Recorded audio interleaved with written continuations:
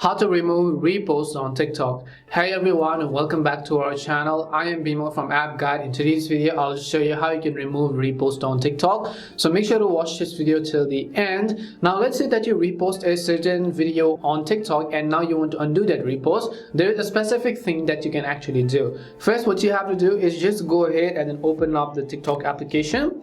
And let's say I want to actually repost this video right over here. I'll just select this little share button on the right hand side. Once I tap on the share option over here, you'll find this option that says repost. So I'll just go ahead and repost it. You can see it says repost this video. By reposting, you can introduce videos you find interesting to other people. People you may know will be able to see that you reposted a video. You can add a comment to your repost. This comment will actually be public, and just tap on the repost button.